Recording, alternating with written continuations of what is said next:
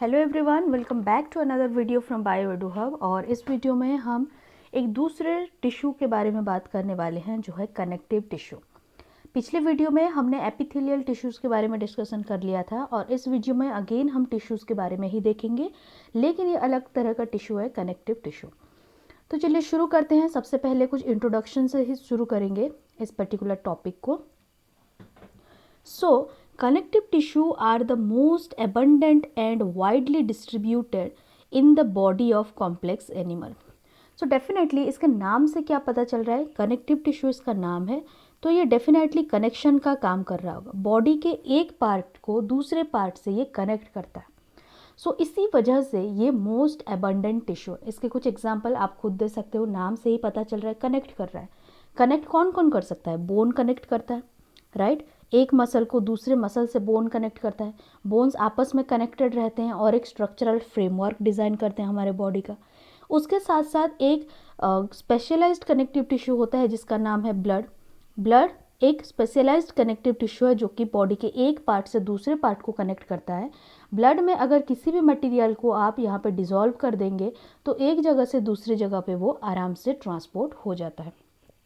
So, these connective tissues are the most abundant and widely distributed in the body of complex animals. और इनको connective tissue नाम क्यों दिया गया है? Because of their special function of linking and supporting other tissue. ये एक दूसरे टिश्यू को लिंक भी करते हैं, एक दूसरे को ये सपोर्ट भी करते हैं। टिश्यूज़ को भी सपोर्ट करते हैं, ऑर्गन्स को भी सपोर्ट करते हैं। जैसे कि अभी हमने बात किया बोन्स के बारे में। बोन के साथ साथ एक और कनेक्टिव टिश्यू भी आता है जिसे बोला जाता है कार्टिलेज। हम डिटेल में डिस्कशन करेंगे इन सब के बारे में, लेकिन यहाँ पे एक ब्रीफ इंट्रोडक्शन से हम शुरू कर रहे हैं। सो जितने भी आपको कनेक्टिव टिश्यू देखने को मिलेगा एक्सेप्ट ब्लड, ब्लड को छोड़ के बाकी जितने भी कनेक्टिव टिश्यूज होंगे, सारे के सारे कनेक्टिव टिश्यू क्या कर रहे होंगे? कुछ फाइबर का सिक्रीशन कर रहे होंगे। जैसे कि हम जानते हैं टिश्यूज़ क्या होते हैं? ग्रुप ऑफ सेल्स होते हैं। सो यहाँ पे जो ग्रुप ऑफ सेल्स प्रेजेंट होंगे एक्सेप्ट ब्लड, ये सेल्स क्या कर रहे होंगे? कुछ मटेरियल का सिक्रीट कर रहे होंगे जो है फाइबर्स। फाइबर जैसे ही नाम से ही आपको पता चल रहा होगा, फाइबर लाइक अपीयरेंस, एक स्लेंडर लाइक अपीयरेंस होता है इन लोगों का। और ये क्या काम करते हैं? सपोर्ट प्रोवाइड करते हैं। फाइबर का सिक्रीशन होता है जो कि क्या होते हैं? कुछ स्ट्रक्चरल प्रोटीन्स होते हैं। For example collagen and elastin. Collagen and elastin ये दोनों ही फाइबर का एग्जांपल है, फाइबर का ही एक एग्जांपल है। ये दोनों फाइबर्स के ही एग्जांपल हैं। और कोलाजन और इलास्टिन को सिक्रीट कौन करता है? यही कनेक्टिव टिश्यूज़ के सेल ही सिक्रीट करते हैं एक्सेप्ट ब्लड। ब्लड कभी भी कोलाजन एंड इलास्टिन का सिक्रीशन नहीं करता, ये चीज़ ध्यान रखना। सो अब सवाल ये उठता है कि कोलाजन एंड इलास्टिन का सिक्रीशन तो ये सारे कनेक्टिव टिश्यूज़ कर रहे हैं, लेकिन इनका फंक्शन क्या है? क्यों कोलाजन एंड इलास्टिन का सिक्रीशन करते हैं? सबसे पहली बात, ये collagen and elastin structural proteins होते हैं, मतलब इन कनेक्टिव टिश्यूज़ का स्ट्रक्चर बनाने में ये हेल्प करते हैं। उसके साथ साथ ये स्ट्रेंथ भी प्रोवाइड करते हैं, इलास्टिसिटी प्रोवाइड करते हैं एंड फ्लेक्सिबिलिटी भी प्रोवाइड करते हैं। यहाँ से आप समझ सकते हैं कि कोलाजन एंड इलास्टिन सिक्रीट करने की ज़रूरत क्यों है। क्योंकि आपने अभी देखा कुछ example cartilage and bone. Bone structural network provide करता है, स्ट्रक्चरल फ्रेमवर्क बनाता है हमारे बॉडी का, तो उसको क्या चाहिए? स्ट्रेंथ चाहिए। पूरे बॉडी का जो वेट है वो बोन्स बेयर कर रहे होते हैं, राइट? जितने भी मस्कुलर स्ट्रेंथ होता है, जितने भी ऑर्गन्स होते हैं, उनके जो भी वेट होता है वो सारे के सारे हमारे जो लेग बोन्स होते हैं वो बेयर कर रहे होते हैं। तो इन बोन्स को क्या चाहिए? स्ट्रेंथ चाहिए। तो स्ट्रेंथ के लिए कोई ना कोई मॉलिक्यूल्स तो ऐसा होगा जो उनको स्ट्रक्चर प्रोवाइड कर रहा होगा, एक दूसरे से जोड़ के रख रहा होगा, जिसकी वजह से कि ये कैसे होंगे? स्ट्रॉन्ग होंगे। सो कोलाजन एंड इलास्टिन इन सारे टिश्यूज़ को strength, elasticity and flexibility provide करते हैं। ये क्वेश्चन आपसे बार बार पूछा जाता है कि जो कनेक्टिव टिश्यूज़ होते हैं उनमें कोलाजन एंड इलास्टिन क्या रोल प्ले करते हैं। ये भी क्वेश्चन यहाँ पे बन सकता है कि जो कनेक्टिव टिश्यूज़ होते हैं, क्या सारे connective tissue collagen and elastin का फॉर्मेशन कर सकते हैं? नहीं, अभी हमने देखा कि ब्लड कोलाजन एंड इलास्टिन का प्रोडक्शन नहीं करता है। नेक्स्ट बात करते हैं, ये जो सेल्स होते हैं कनेक्टिव टिश्यू के, अभी हमने देखा कोलाजन एंड इलास्टिन का प्रोडक्शन करते हैं, इसको छोड़ के कुछ मॉडिफाइड पॉलीसैकेराइड का भी फॉर्मेशन करते हैं।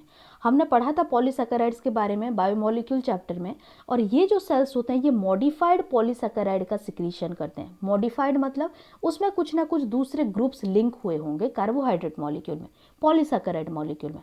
जब पॉलीसैकेराइड मॉलिक्यूल में कुछ और ग्रुप्स लिंक होते हैं तो उनको हम क्या बोल देते हैं, मॉडिफाइड पॉलीसैकेराइड।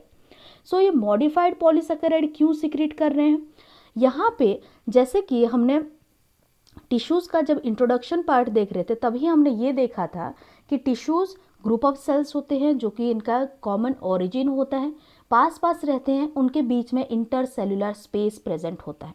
सो यहाँ पे मान लो ये एक टिश्यू है, ये एक कनेक्टिव टिश्यू है, और कनेक्टिव टिश्यू के बीच में ये इंटरसेल्युलर स्पेस है। अगर इस पर्टिकुलर कनेक्टिव टिश्यू को स्ट्रेंथ प्रोवाइड करना है, इलास्टिसिटी प्रोवाइड करना है, तो डेफिनेटली इन टिश्यूज़ को एक साथ आपस में क्या करना पड़ेगा, जोड़ के रहना पड़ेगा, एक कनेक्शन चाहिए इनको।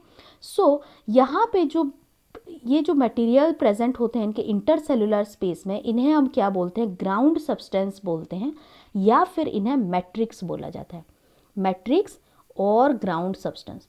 सो ये जो मैट्रिक्स होते हैं और ग्राउंड सब्सटेंस होते हैं ये किन से बने हुए होते हैं, यही सेल्स, यही कनेक्टिव टिश्यू के सेल जब मॉडिफाइड पॉलीसैकेराइड का सिंथेसिस करते हैं और यहाँ पे रिलीज कर देते हैं, सो ये जो मैट्रिक्स होता है वो बना होता है modified polysaccharide produced by this connective tissues और cells of the connective tissues. So matrix को और क्या बोल सकते हैं हम, ग्राउंड सब्सटेंस बोलते हैं, क्योंकि इसी के ऊपर हमारे जो सेल्स होते हैं वो प्रेजेंट होते हैं। इसके साथ साथ यहाँ पे आपको कोलाजन एंड इलास्टिन भी देखने को मिलेगा, क्योंकि यही सेल्स क्या कर रहे हैं, इनको सिक्रीट कर रहे हैं। सो ये था एक छोटा सा इंट्रोडक्शन जहाँ पे हमने देखा जो कनेक्टिव टिश्यूज़ होते हैं वो कनेक्टिव टिश्यू क्यों कहलाते हैं, उनका फंक्शन क्या होता है, एंड ये जो सेल्स होते हैं इन पर्टिकुलर टिश्यूज़ के कौन कौन सा सब्सटेंस का सिक्रीशन कर रहे होते हैं।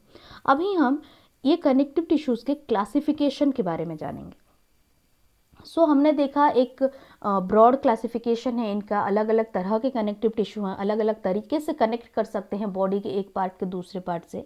सो कुछ टाइप्स हैं, इनको क्लासिफाई किया गया है। सबसे पहला लूज कनेक्टिव टिश्यू, दूसरा है डेंस कनेक्टिव टिश्यू, एंड तीसरा है स्पेशलाइज्ड कनेक्टिव टिश्यू। नाम से ही पता चल रहा आपको, loose connective tissue and dense connective tissue. Loose का मतलब यहाँ पे इसके ग्राउंड सब्सटेंस में या फिर इस पर्टिकुलर टिश्यू के मैट्रिक्स में जो सेल्स प्रेजेंट होंगे वो एक दूसरे से लूजली अटैच होंगे, इसीलिए इनका नाम क्या पड़ गया, लूज कनेक्टिव टिश्यू है। वैसे ही डेंस कनेक्टिव टिश्यू, यहाँ पे जो सेल्स मिलेंगे, फाइबर्स मिलेंगे, इलास्टिन मिलेंगे, ये सारे आपस में कॉम्पैक्टली पैक्ड होंगे, इसीलिए इनका नाम क्या है, डेंस कनेक्टिव टिश्यू है। उसी तरह से ये स्पेशलाइज्ड कनेक्टिव टिश्यूज़ होते हैं, बोन, कार्टिलेज एंड ब्लड होते हैं, और इनका बाकी loose and dense connective tissue से थोड़ा सा इनका जो स्ट्रक्चर है ये डिफरेंट होता है, इसीलिए इनको एक तीसरे कैटेगरी में रखा गया है जिसका नाम है स्पेशलाइज्ड कनेक्टिव टिश्यू। एक एक करके हम सारे कनेक्टिव टिश्यू के बारे में देखेंगे। सबसे पहले हम लूज कनेक्टिव टिश्यूज़ के बारे में बात करेंगे। सो अभी जैसे कि हमने देखा यहाँ पे जितने भी सेल्स आपको नज़र आएंगे, इनके जो फाइबर्स होते हैं और सेल्स होते हैं वो लूजली अरेंज्ड होते हैं मैट्रिक्स में। मैट्रिक्स क्या था, ग्राउंड सब्सटेंस था जिसके ऊपर की आपको सेल्स या फिर फाइबर नज़र आएंगे। मान लेते हैं ये मैट्रिक्स है इस पर्टिकुलर लूज कनेक्टिव टिश्यू का। यहाँ पे क्या प्रेजेंट होंगे, सेल्स प्रेजेंट होंगे इस तरह से। उसके साथ साथ ये सेल्स सिक्रीट करते हैं फाइबर्स। सो यहाँ पे जो फाइबर्स हैं और ये जो सेल्स प्रेजेंट हैं ये लूजली अरेंज्ड होते हैं, एक दूसरे से ज़्यादा क्लोज नहीं होते। इसके दो एग्जाम्पल हैं लूज कनेक्टिव टिश्यू का। सबसे पहला है एरियोलर टिश्यूज़ एंड दूसरा है एडिपोज टिश्यू। यहाँ पे जितने भी एग्जाम्पल्स हम यहाँ पे बात करेंगे, सारे एग्जाम्पल्स एंड उनके फंक्शंस को आपको अच्छे से समझ लेना है और अच्छे से याद कर लेना है, क्योंकि ये क्वेश्चन बार बार रिपीट होता रहता है। सो अब देखेंगे एरियोलर टिश्यूज़ के बारे में, जो कि सबसे पहला लूज कनेक्टिव टिश्यू का टाइप है। So this is a type of loose connective tissue. ये क्या काम करता है, ये सपोर्ट करता है, सपोर्ट फ्रेमवर्क प्रोवाइड करता है एपिथेलियम के लिए। जैसे कि हम जानते हैं लूज कनेक्टिव टिश्यू कनेक्शन का काम करेगा। सो ये क्या काम कर रहा है, एपिथेलियम को सपोर्ट प्रोवाइड कर रहा है, एक तरह का इसको कनेक्ट कर रहा है। सो यहाँ पे क्या क्या प्रेजेंट होता है, फाइब्रोब्लास्ट प्रेजेंट होता है। फाइब्रोब्लास्ट क्या होते हैं, ये वो सेल्स होते हैं जो कि फाइबर का सिक्रीशन करते हैं। हमने पिछले स्लाइड में बात किया था कि यहाँ पे जो कनेक्टिव टिश्यूज़ प्रेजेंट होते हैं, कनेक्टिव टिश्यूज़ के सेल क्या सिक्रीट कर सकते हैं, कोलाजन सिक्रीट कर सकते हैं, इलास्टिन सिक्रीट कर सकते हैं। उसके साथ साथ इन सबको हम क्या बोल देते हैं, फाइबर्स बोल देते हैं, राइट। सो यहाँ पे जो पर्टिकुलर सेल इस लूज कनेक्टिव टिश्यू के अंदर प्रेजेंट है, जो स्पेशलाइज्ड है फाइबर का सिक्रीशन करने के लिए, कुछ मैक्रोफेजेस का सिक्रीशन करने के लिए एंड मास्ट सेल का सिक्रीशन करने के लिए, इनको हम क्या बोल रहे हैं, फाइब्रोब्लास्ट बोल रहे हैं। मतलब यहाँ पे एक टिश्यू है, टिश्यू के अंदर बहुत सारे सेल्स हैं, उन सेल्स में कुछ सेल्स स्पेशलाइज्ड होते हैं फाइबर सिक्रीशन करने के लिए, और उन सेल्स को जो कि फाइबर का सिक्रीशन करते हैं हम क्या बोल देते हैं, फाइब्रोब्लास्ट सेल्स बोल देते हैं। उसी तरह से इस लूज कनेक्टिव टिश्यू में, एरियोलर टिश्यू में और क्या क्या प्रेजेंट होंगे, मैक्रोफेजेस भी आपको देखने को मिलेंगे। जैसे कि आपने शायद लोअर क्लासेस में पढ़ा होगा, मैक्रोफेजेस वो सेल्स होते हैं हमारे बॉडी में या फिर हमारे ब्लड में या एरियोलर टिश्यूज़ में जो कि फैगोसाइटोसिस शो करते हैं। फैगोसाइटोसिस क्या होता है, ये एक ऐसा फेनोमेनन है जिसके थ्रू कि अगर कोई फॉरेन पार्टिकल, कोई फॉरेन माइक्रो ऑर्गेनिज्म हमारे टिश्यू में एंटर कर रहा है तो ये सेल्स क्या करेंगे, उसको एनगल्फ कर लेंगे।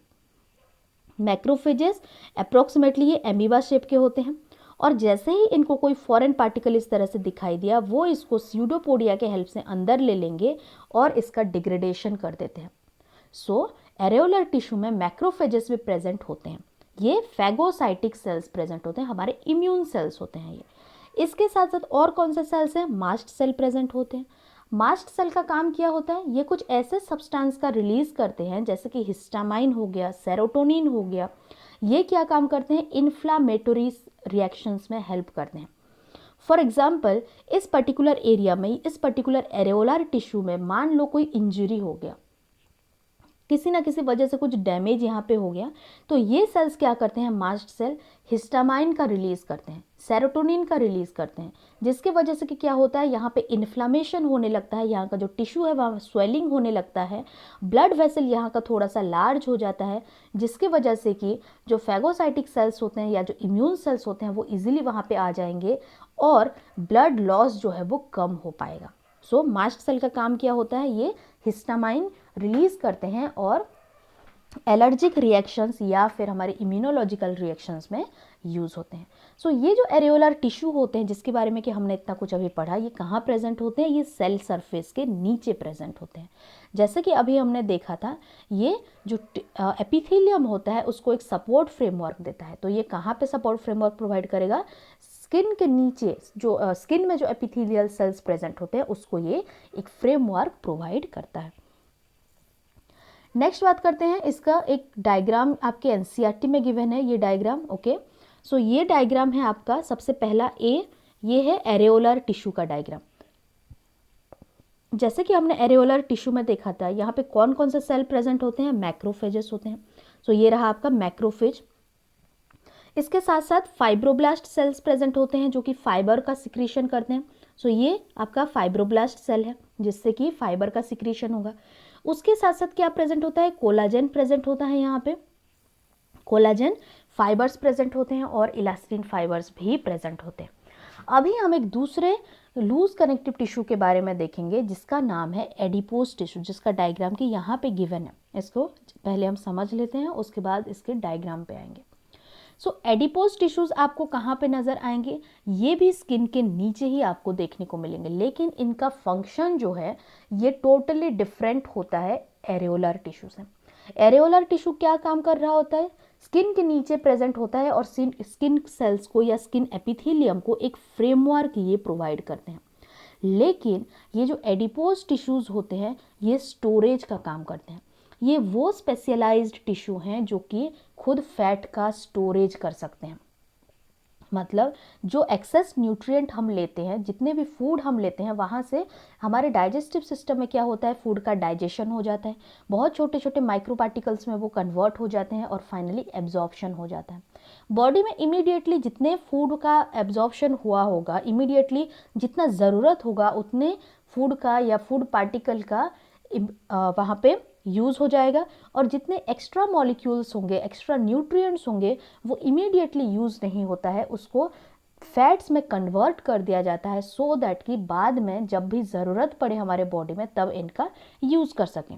सो ये जो एक्सेस अमाउंट ऑफ न्यूट्रिएंट्स जो कि कन्वर्ट किया गया है फैट में, ये कहाँ पे स्टोर होंगे? किसी ना किसी सेल में तो स्टोर करना पड़ेगा। सो इनको कहाँ स्टोर किया जाता है? इन्हीं एडिपोज टिश्यूज़ में स्टोर कर दिया जाता है। और ये एडिपोज टिश्यूज़ कहाँ प्रेजेंट होते हैं? सेल यहाँ पे स्किन के नीचे ये आपको देखने को मिलेंगे। सो इस पर्टिकुलर फिगर में आप देख सकते हैं, यहाँ पे देखिए ये जो सेल्स होते हैं ये इस तरह के सेल्स होंगे, इनके पास एक न्यूक्लियस होगा। ये चीज़, एक चीज़ आप ध्यान से देखना यहाँ पे, ये जो न्यूक्लियस है ये एक साइड में चला गया है, एक कॉर्नर में न्यूक्लियस चला गया है। और यहाँ पे जो फैट स्टोरेज एरिया है ये बहुत बड़ा है, क्योंकि ये सेल्स कैसे हैं? स्टोरेज के लिए स्पेशलाइज्ड हैं। जैसे कि हमने जब टिश्यूज़ के बारे में उसके इंट्रोडक्शन में ही देखा था कि जो सेल्स होते हैं उनके स्ट्रक्चर किस तरह से मॉडिफाई होता है, ये उसी स्ट्रक्चर में कन्वर्ट होते हैं जैसे उनका फंक्शन हो। एग्जाम्पल में हमने न्यूरॉन्स का लिया था, इसी तरह से आप एडिपोज टिश्यूज़ को भी कंसिडर कर सकते हैं। ये एडिपोज टिश्यू फैट स्टोरेज के लिए स्पेशलाइज्ड हैं, इसीलिए इनका जो न्यूक्लियस है देख सकते हैं आप, एक पर्टिकुलर साइड में ये चला गया है, एक कॉर्नर में चला गया है, और पूरा जो सेल का एरिया है वो फैट स्टोरेज एरिया है। उसी तरह से यहाँ पे और भी सेल्स हैं जिनका कि आप स्ट्रक्चर देख सकते हैं एंड इनके फंक्शन से रिलेट कर सकते हैं। फॉर एग्जांपल मैक्रोफेजेस, मैक्रोफेजेस का देखो यहाँ पे ये एक इर्रेगुलर शेप है, इस तरह का एक शेप है। इस तरह के शेप होने का इसका काम क्या होगा? इसको एक तो बहुत ज़्यादा सरफेस एरिया मिलेगा, इसके सरफेस पे कुछ प्रोटीन्स प्रेजेंट होते हैं जो कि अगर फॉरेन पैथोजन कोई भी यहाँ पे एंटर करता है हमारे बॉडी में तो ये इसको पहचान लेते हैं। उसी तरह से कोलेजन फाइबर, फाइब्रोब्लास्ट फाइबर का प्रोडक्शन कर रहे होते हैं। सो इनका जो सेल्स है ये ऑलमोस्ट एलोंगेटेड शेप के नज़र आते हैं। सो ये था दोनों लूज कनेक्टिव टिश्यू के example, areolar tissue and adipose tissue. यहाँ पे आपको एरेओलर एंड एडिपोज दोनों का फंक्शन अच्छे से याद रखना है, इनका लोकेशन आपको अच्छे से याद रखना है, एंड ये देखना है कि लूज कनेक्टिव टिश्यू में एरेओलर टिश्यू के जो सेल्स होते हैं वो क्या क्या प्रोड्यूस करते हैं। ओके, उनका अंदर जो भी मैट्रिक्स है, मैट्रिक्स में क्या क्या सब्सटेंस प्रेजेंट होता है ये आपको याद रखना है। नेक्स्ट बात करते हैं डेंस कनेक्टिव टिश्यू के बारे में। अभी हमने लूज के बारे में बात किया, तो यहाँ पे इस पर्टिकुलर टिश्यू में जितने भी सेल्स प्रेजेंट थे वो सारे लूजली अरेंज्ड हो रहे थे। लेकिन डेंस कनेक्टिव टिश्यू में क्या होता है, जो फाइबर्स होते हैं, यहाँ पे फाइबर्स कौन सिक्रेट करता है? कनेक्टिव टिश्यू के जो सेल्स होते हैं वो फाइबर का सिक्रीशन करते हैं। सो यहाँ पे जो फाइबर्स होते हैं, फाइब्रोब्लास्ट्स होते हैं, जो मैट्रिक्स होता है, ये क्लोजली एसोसिएट होते हैं, ये डेंसली पैक्ड होते हैं, या बोल सकते हो कॉम्पैक्टली पैक्ड होंगे। सो यहाँ पे ये जो कॉम्पैक्शन होता है, इनका कॉम्पैक्शन कैसे हो सकता है? आइदर रेगुलर पैटर्न में हो सकता है या इर्रेगुलर पैटर्न में हो सकता है। मतलब ऐसा भी हो सकता है कि ये मान लेते हैं एक टिश्यू है, डेंस कनेक्टिव टिश्यू, यहाँ के जो सेल्स होंगे इस तरह से अरेंज हो सकते हैं, एक रेगुलर पैटर्न में अरेंज हो सकते हैं, इसके अंदर और भी कई सारे सेल्स हो सकते हैं, फाइबर्स हो सकते हैं, या फिर ये इर्रेगुलर पैटर्न में इस तरह से भी तो कॉम्पैक्शन शो कर सकते हैं। सो इसके बेसिस पे आइदर ये जो टिश्यूज हैं रेगुलरली कॉम्पैक्टली पैक्ड हैं या फिर इर्रेगुलर पैकेजिंग शो कर रहे हैं, उस बेसिस पे दो तरह के डेंस कनेक्टिव टिश्यू देखने को मिलता है। पहला डेंस रेगुलर कनेक्टिव टिश्यू, जहाँ पे कि आपको ये जो फाइबर्स हैं और यहाँ पे जो सेल्स आपको देखने को मिलेंगे वो रेगुलरली अरेंज्ड होंगे। और एक टाइप है डेंस इर्रेगुलर कनेक्टिव टिश्यू, जहाँ पे कि जो फाइबर्स होते हैं, फाइब्रोब्लास्ट्स होते हैं, और जो सेल्स होते हैं वो इस तरह से इर्रेगुलरली पैक्ड होंगे। इसके बारे में डिटेल में अभी हम देखेंगे। डेंस रेगुलर कनेक्टिव टिश्यू के बारे में बात करते हैं। यहाँ पे जो कोलेजन फाइबर्स प्रेजेंट होते हैं, they are present in row between many parallel bundles of fibre. जैसे कि हमने पिछले में एक छोटा सा डायग्राम में एक्सप्लेन किया था मैंने, इस तरह से रेगुलर पैटर्न में फाइबर्स अरेंज्ड होते हैं, बहुत सारे फाइबर बंडल्स अरेंज्ड होते हैं, और कोलेजन फाइबर आपको यहाँ पे बीच में देखने को मिलेगा। हमने देखा था कि जो कोलेजन फाइबर होते हैं वो क्या प्रोवाइड करते हैं, वो स्ट्रक्चरल नेटवर्क प्रोवाइड करते हैं, एक स्ट्रक्चर प्रोवाइड करते हैं, या फिर आप बोल सकते हो एक स्ट्रेंथ प्रोवाइड करते हैं। इसका एग्जाम्पल क्या है डेंस रेगुलर कनेक्टिव टिश्यू का? Tendon and ligaments. यहाँ पे आपको एक चीज़ अच्छे से ध्यान देना है, इनके एग्जाम्पल्स। जो टेंडन्स होते हैं, जो लिगामेंट्स होते हैं, वो इसी तरह से रेगुलर पैटर्न में अरेंज्ड होते हैं। टेंडन क्या होता है?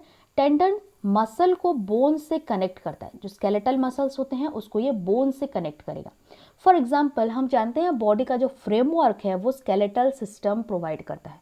मतलब हमारा जो स्केलेटन है वो एक तरह का बोन है बॉडी का, मतलब ये मान सकते हैं इससे मसल्स अटैच होते हैं। सो ये अगर एक बोन हुआ, इसमें क्या होगा, मसल्स अटैच होगा। मसल अटैच होने के लिए कुछ तो यहाँ पे मॉलिक्यूल्स प्रेजेंट होंगे, कुछ तो कनेक्टिव टिश्यू प्रेजेंट होगा, क्योंकि यहाँ पे भी क्या हो रहा है, कनेक्शन हो रहा है मसल्स का। सो जो मसल्स स्केलेटल टिश्यू को या फिर स्केलेटल मसल्स को बोन से कनेक्ट करते हैं, इनको हम क्या बोल देते हैं, टेंडन्स बोल देते हैं। ये हो गए हमारे टेंडन्स। और जो बोन को बोन से कनेक्ट करते हैं उनको हम क्या बोलते हैं, तो लिगामेंट बोल देते हैं। जैसे कि आप जानते हैं हमारे बॉडी में बहुत सारे जॉइंट्स प्रेजेंट होते हैं। नी जॉइंट प्रेजेंट होता है। नी जॉइंट, ये जो जॉइंट्स होते हैं, फॉर एग्जांपल नी जॉइंट, ये दोनों बोन को लिंक कर रहा होगा।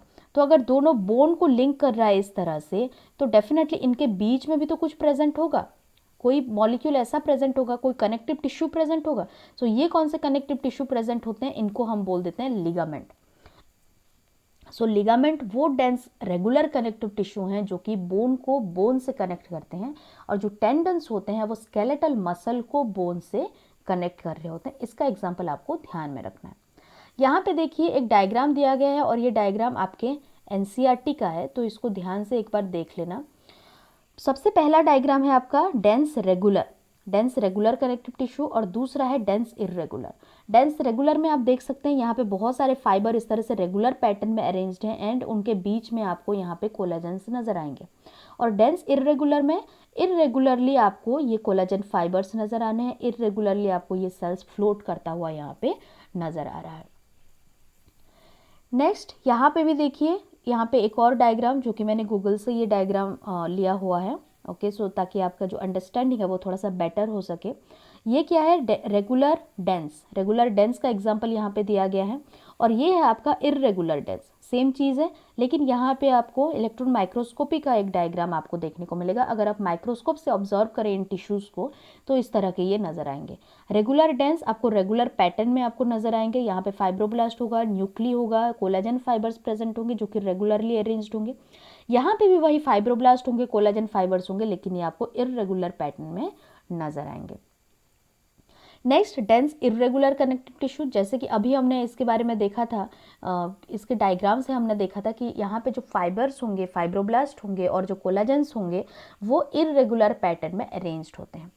सो इसका एग्जाम्पल क्या है, tissues present in the skin में आपको जो टिश्यू देखने को मिलेगा वो डेंस इर्रेगुलर कनेक्टिव टिश्यूज होते हैं, ओके। सो यहाँ पे देखिए एक छोटा सा पॉइंट भी दिया गया है जिससे कि क्वेश्चंस भी आते हैं कि dense irregular connective tissue has fibroblast as many fibres mostly that are oriented differently, अलग अलग डायरेक्शन में वो ओरिएंट होते हैं। यहाँ पे भी एक और एग्जाम्पल दिया हुआ है। ये एग्जाम्पल आपका यहाँ पे fat storage tissue, adipose tissues का डायग्राम दिया हुआ है जहाँ पे कि फैट स्टोर होते हैं। यहाँ पे आपको एग्जाम्पल दिया हुआ है एरेओलर टिश्यू का, और ये जो एरेओलर टिश्यूज़ होते हैं कौन से टिश्यूज़ होते हैं, ये डेंस रेगुलर टिश्यूज़ होते हैं, लूज कनेक्टिव टिश्यू होते हैं, सॉरी ये लूज कनेक्टिव टिश्यू के अंडर आएंगे। और यहाँ पे ये आपको देखने को मिल रहा होगा डेंस फाइब्रस कनेक्टिव टिश्यू। तो यहाँ पे ये डायग्राम से समझाने का मतलब यही है कि कनेक्टिव टिश्यूज़ के जो अलग अलग टाइप्स अभी हमने देखा वो किस तरह से मैट्रिक्स में अरेंज्ड है। यहाँ पे आप देख सकते हैं एक तरह से यहाँ पे डेंस टिश्यूज़ हैं, डेंस फाइब्रस कनेक्टिव टिश्यूज़ हैं, और ये आपका माइक्रोग्राफ है, मतलब माइक्रोस्कोप से देखने के बाद ये इमेजेस आए हैं, ओके।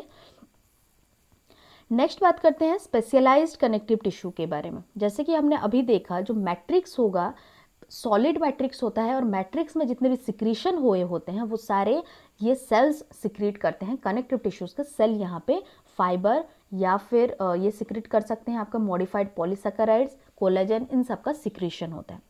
स्पेशलाइज्ड कनेक्टिव टिश्यू में हम 3 कनेक्टिव टिश्यूज़ के बारे में देखेंगे, कार्टिलेज, बोन एंड ब्लड। इन तीनों में तो आपको थोड़ा बहुत डिफरेंसेस पता होगा। ब्लड स्पेशलाइज्ड कनेक्टिव टिश्यू है, इसका फ्लूइड मैट्रिक्स होता है, लेकिन कार्टिलेज एंड बोन में बच्चे थोड़ा बहुत कंफ्यूज होते हैं, जिसके बारे में कि अब हम डिटेल में बात करेंगे। सो देखते हैं कार्टिलेज के बारे में। कार्टिलेज में जो इंटरसेल्यूलर मटेरियल प्रेजेंट होता है वो सॉलिड होता है एंड प्लायबल होता है।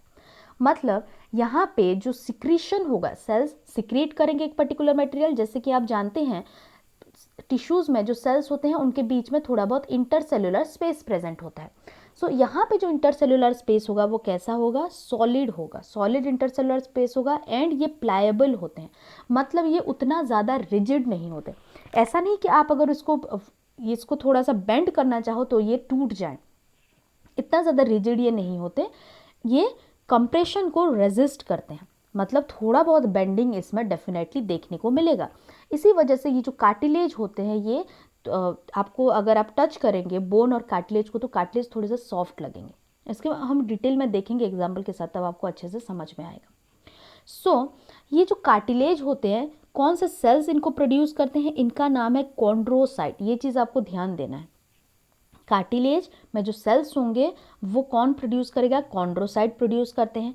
और ये जो कॉन्ड्रोसाइट्स होते हैं छोटे छोटे कैविटीज़ में ये इस पर्टिकुलर टिश्यू के अंदर प्रेजेंट होते हैं, मतलब यहाँ पे मैट्रिक्स है, मैट्रिक्स के अंदर आपको कॉन्ड्रोसाइट कहाँ नजर आएंगे, इस तरह से छोटे छोटे सेल्स की तरह ये नजर आएंगे कॉन्ड्रोसाइट्स।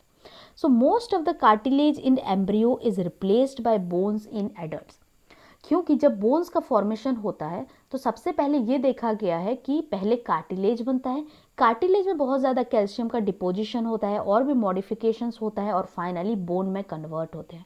सो एम्ब्रियोनिक स्टेज में जितना ज़्यादा कार्टिलेज देखने को मिलेगा, एडल्ट होने के बाद या फिर आपके बर्थ होने के बाद उतने अमाउंट में कार्टिलेज नज़र नहीं आएंगे।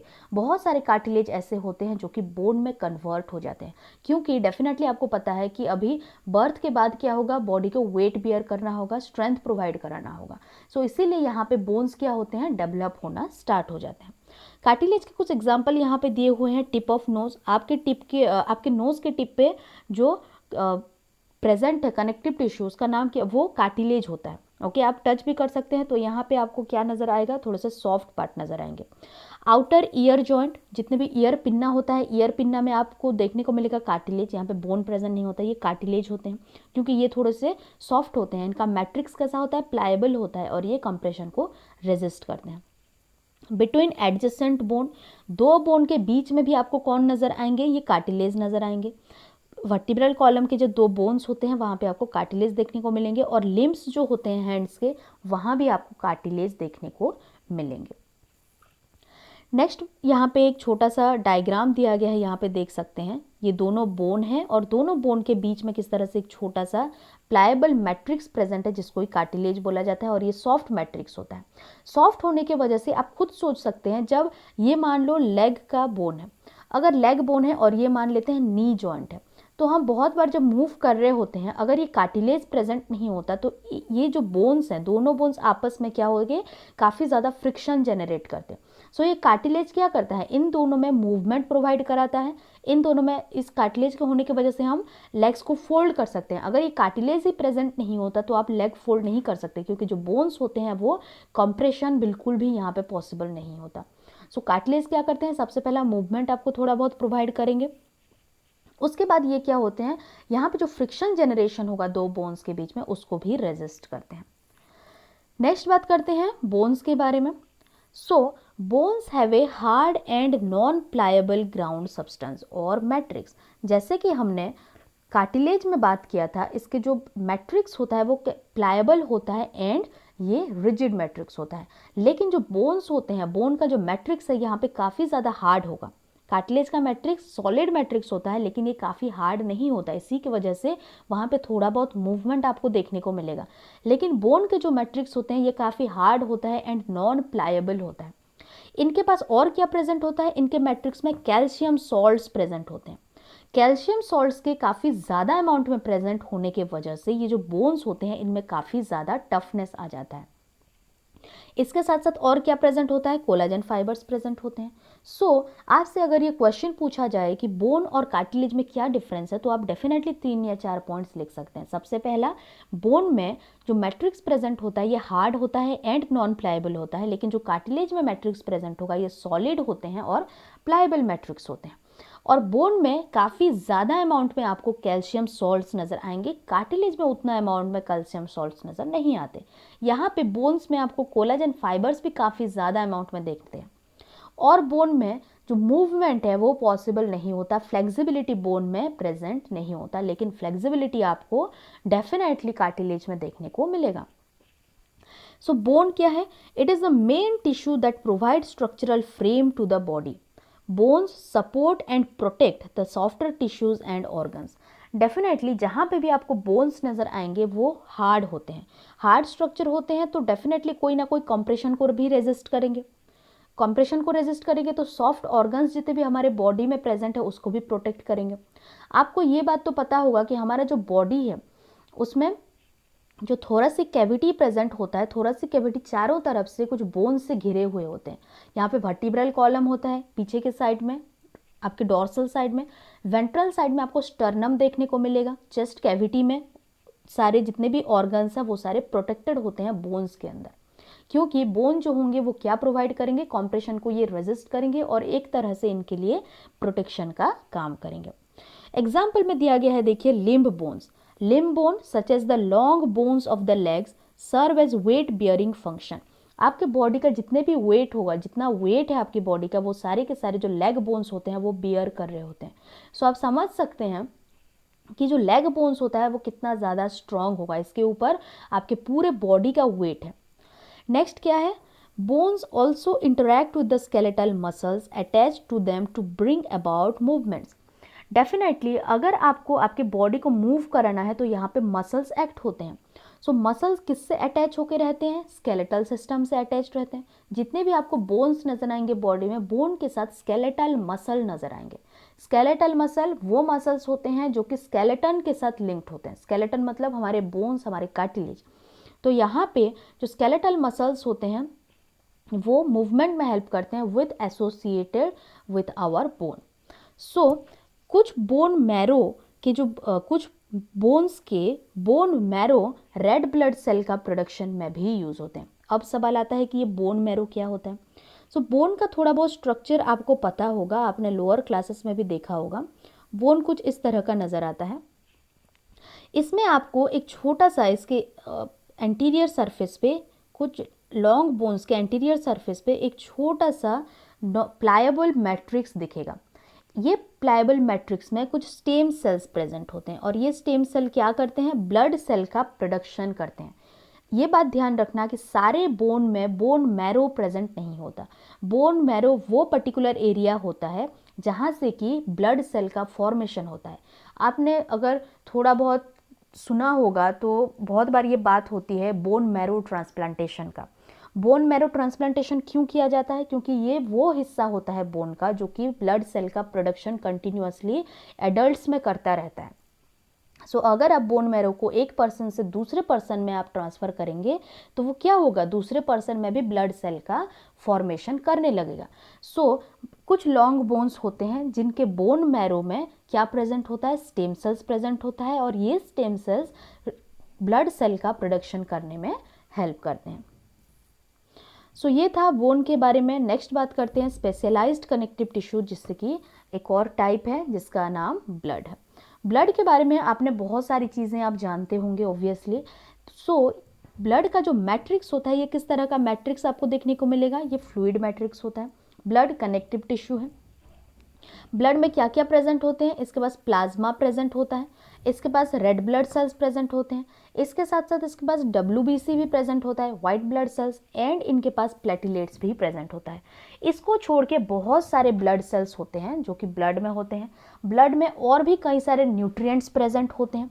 हम जानते हैं जो भी हार्मोन्स एक ग्लैंड से सिंथेसिस हुआ होगा उसको अगर किसी दूसरे ऑर्गन में को इफेक्ट करना होगा या फिर किसी दूसरे ऑर्गन उसका एक्टिव सोर्स है तो वहाँ पे क्या करेगा? जाने के लिए हमारे एंडोक्राइन ग्लैंड से जो सिक्रीट हुआ होगा हार्मोन वो ब्लड के थ्रू ही ट्रेवल करता है। उसी तरह से हमारे बॉडी में जो गैसियस मूवमेंट होता है, ऑक्सीजन एंड कार्बन डाइऑक्साइड का ट्रांसपोर्ट, ये भी किसके थ्रू होगा? ये भी ब्लड के थ्रू होगा। उसके साथ साथ तो न्यूट्रिएंट का ट्रांसपोर्ट होता है वो भी ब्लड के थ्रू ही होता है। तो ब्लड के बहुत सारे फंक्शंस होते हैं। सो ब्लड किसका टाइप है? एक स्पेशलाइज्ड कनेक्टिव टिश्यू है जो कि एक जगह से दूसरे जगह को कनेक्ट करता है। एक जगह से अगर गैसियस ट्रांसपोर्ट इसको करना है दूसरी जगह पे तो ब्लड के थ्रू कर सकते हैं हम। So blood is the main circulating fluid that helps in the transport of various substances. अभी हमने देखा क्या क्या मटेरियल का ये ट्रांसपोर्ट कर सकता है। और नेक्स्ट पॉइंट यही लिखा हुआ है कि ब्लड का जो मैट्रिक्स होता है वो फ्लूइड मैट्रिक्स होता है as compare to bones and cartilage. Bone और कार्टिलेज के बारे में हम जानते हैं, यहाँ पे सॉलिड मैट्रिक्स देखने को मिलता है, लेकिन ब्लड में आपको फ्लूइड मैट्रिक्स देखने को मिलेगा। सो ये था कनेक्टिव टिश्यूज़ के बारे में कुछ पॉइंट्स जो कि आपके एनसीईआरटी में गिवन है। अब मैंने सारे पॉइंट्स कवर करने का कोशिश किया। सो होप कि आपको समझ में आ गया होगा कनेक्टिव टिश्यू क्या होता है, इनके टाइप्स क्या क्या होते हैं, इनको किस तरह से कैटेगराइज किया गया है।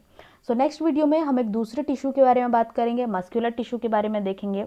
सो तब तक के लिए thank you very much for watching this lecture and stay tuned for the next video.